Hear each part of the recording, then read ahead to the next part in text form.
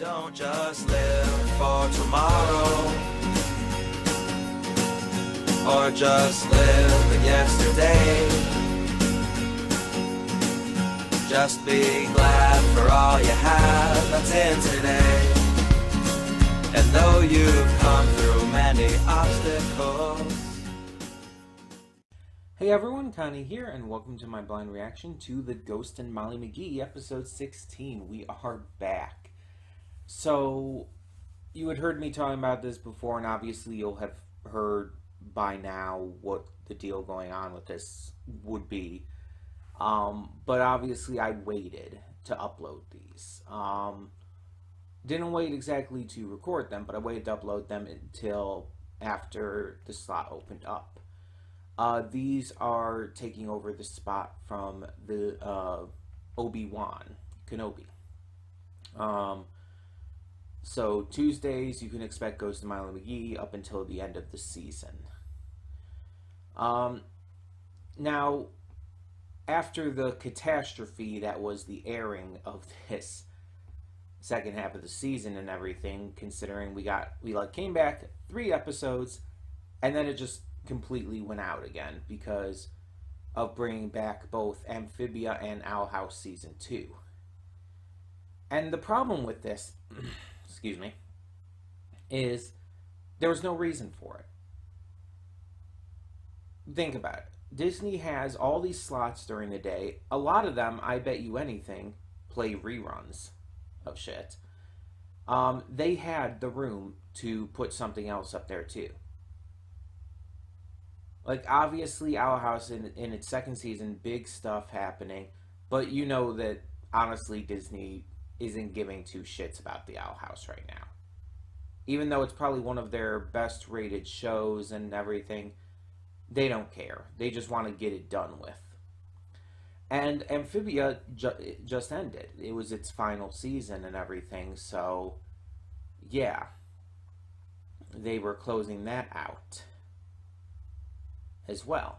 They had room, though. They very much had room. To try and deny otherwise is just stupid.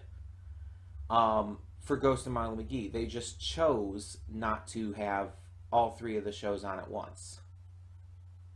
Even though, like, compared to the other programming they've had, it's like, these are probably their best shows. And to just take one off just for the sake of highlighting the other 2, it's like, it's not necessary. Like, the only excuse you can use is like, oh, this way they keep that kind of high quality going after the fact. Because Amphibia is over, season 2 of Owl House is over, so now they need something else to kind of keep that quality going for the time being. So they left out, they took out Ghost and Molly McGee for that time. But then why did they even start it back up in the first place? Why did they even give us those 3 episodes in the first place if they were just going to cut it? They should have waited. It makes no sense. It comes across as poor planning on their parts. And that's the best case option. The worst case option is they just didn't want to give the people watching this many high quality shows at once. And obviously their excuse wouldn't be that it would be high quality shows. It's their excuse would be it's not the shows they want to focus on. Even though it's the shows that are probably going to do the best for them. But yeah, or at least should be. I don't know exactly how popular Ghost and Molly McGee is, comparative to the other 2. I mean, obviously it's not as popular as the other 2, but still. The point is, they shouldn't have aired 3 episodes just to take it off schedule for a couple months while they did the other 2.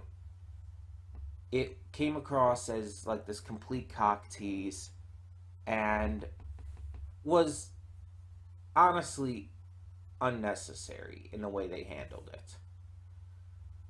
So I'm glad to be back though, but I really wish they hadn't done what they did. So the last episode, I believe, was the Bobby Daniels, I think his name was. The cool guy of Brighton, or whatever his nickname was as well. That was voiced by Danny Trejo.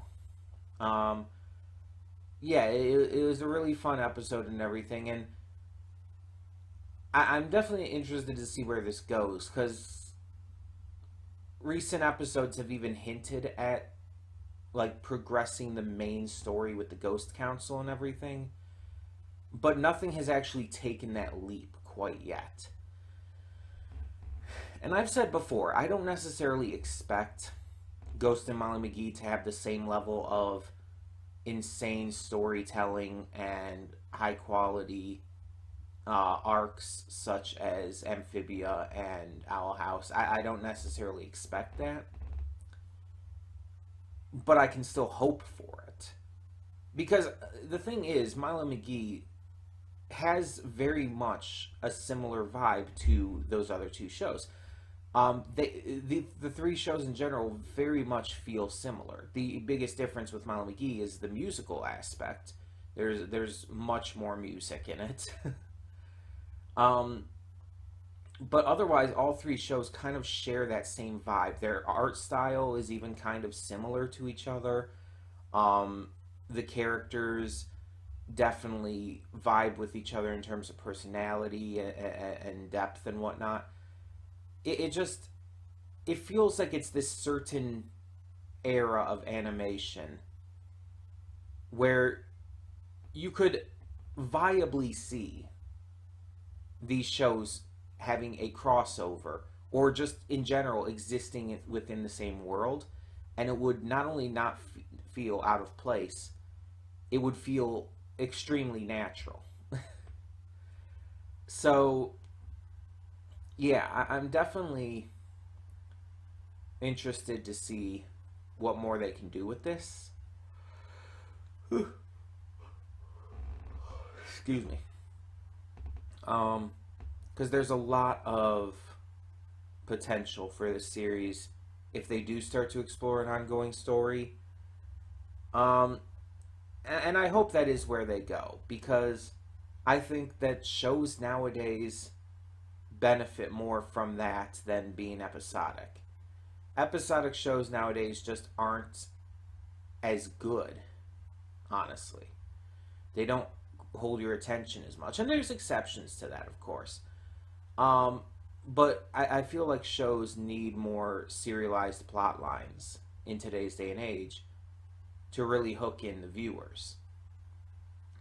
Or if they are going to be more episodic, then start things that way, but start introducing in the more serialized plot lines. Because even stuff like Owl House and Amphibia did that. They started out pretty episodic. Each episode was its own thing, just kind of introducing more aspects of the worlds they had isekai'd into. And then it really started to develop stories as it went along. Character arcs, different ongoing narratives and whatnot. So if Molly McGee does the same, that would be preferable. And the thing is, by this point in both seasons, first seasons of Amphibia and Owl House, they had started to lay the groundwork for this. Started to get these ongoing stories really rolling. Ghost of Molly McGee has given hints, as I said before, but not really actually gotten anything going yet. We have the Ghost Council and the flow of failed phantoms brought up regularly enough, but that's not really being presented at the moment as a ongoing narrative, but more as a consequence of the character's possible actions, if that makes any sense. It's not actually a storyline or anything. It's just what could happen. It's the most basic of like, let's give you some details, let's give you what could become a storyline, but not actually develop it as such yet. And we'll see if that changes, and hopefully it does. But the episodic nature of Ghost of Molly McGee so far has surprisingly worked for it. And I think the musical aspect helps with that. Most of the episodes having music, having a song, or even more than one, has definitely helped just give a certain vibe to the series that other shows that try to be episodic these days just don't have.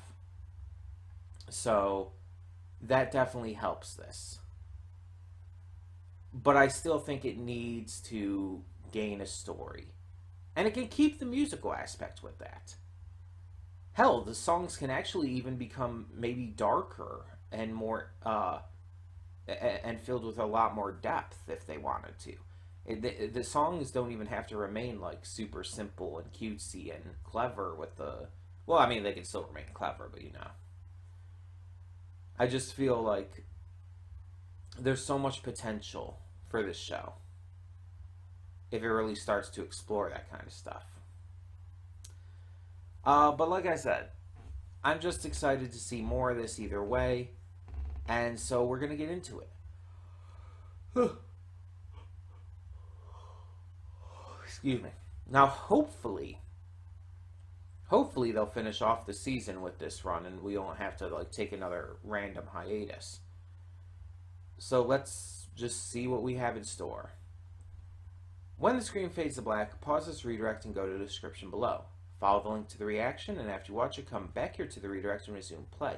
Because after it fades to black and then fades back in, everything from that point forward will be my afterthoughts and will contain spoilers to the episode. So, that being said, thank you so much for tuning in, and I will see you at the reaction. And we are back, and we'll begin with spoilers in 3, 2, 1, now. So I kind of already talked about episode 16B because of the issue with how the website fucked me over with the download and everything. But let's talk about both of these in order. So in the actual order, not the order I watched them in. So 16A.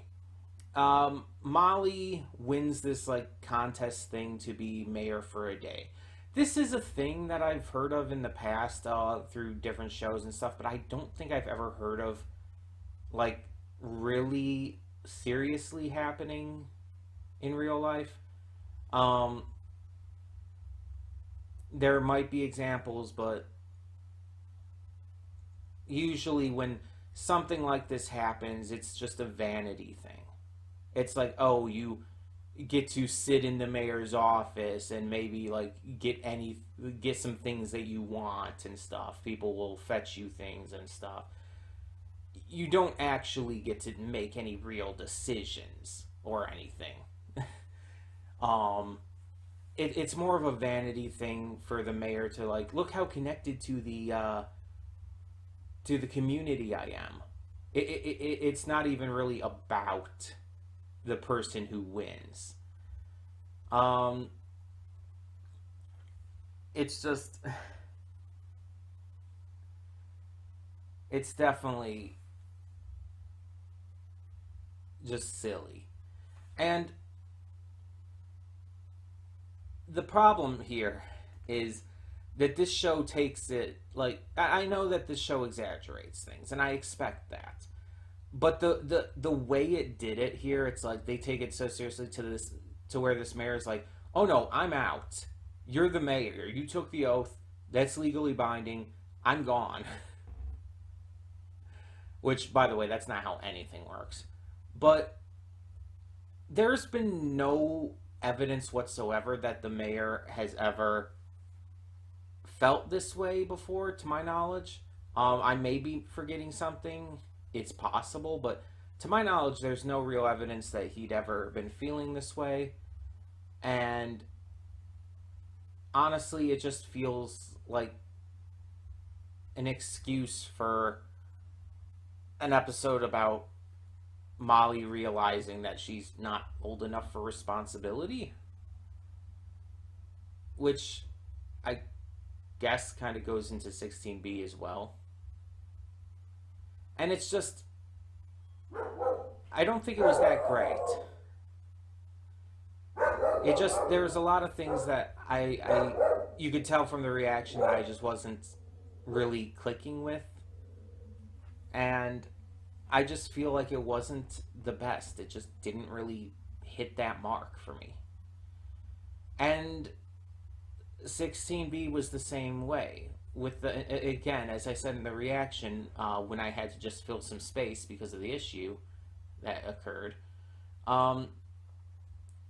it's like they tried to teach a good message there, but they failed on the execution when they made, like, this pawn shop guy and the pawn shop in general so ridiculous and, like, poorly ran that it just doesn't work, because it blatantly showcases this guy as being inept at his job, and it's trying to tell this message that just like, oh, you should just realize that people are different and they handle things differently, and everyone has value, even if they don't seem like it and stuff. Like, that's a good lesson, but the execution is poor, because it's like this dude was so inept, and everything he was doing there was so bad. And it's like taking stuff at a pawn shop, like you're running a pawn shop, taking the stuff, and instead of selling it, making this project, this giant dinosaur thing that you can quote unquote fight, and all you do is like hit it in the lock and it falls apart and it has to completely be it's just, nothing about that is smart. One, you lose money that way because you're not reselling the inventory that you pull in. And two, that's a novelty thing that will go out of style, like, really fucking quickly. Those kind of things never really stick with people. And it's just, it's silly. It takes this genuinely interesting premise, even if the premise is flawed, it's still generally interesting. But they make the worst possible example of it. They could have shown this in so many other ways. Like, maybe he was just seen as weird because he was eccentric, but he still ran his business well. But maybe Molly judged him because he was, weird and different. And because maybe he did things differently, but not to this degree, not to like a degree where it would harm his business to do things that way.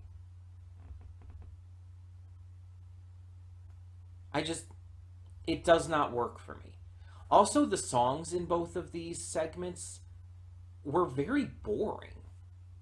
Like, neither of them really had the feel of this show's other songs. I made a list, you may remember, of my favorite songs from all the episodes thus far, up to episode 15, obviously. And some of the songs on that were amazing. In fact, I'd say all the songs that were on the list were fantastic and just really knocked it out of the park. They were either really funny and witty or just really well written, really catchy. And these two songs in this episode were, again, boring. They weren't catchy. They weren't interesting. I don't even remember them. I just watched the episode and I don't remember them, because nothing about them stands out. Not either of them. And it's just,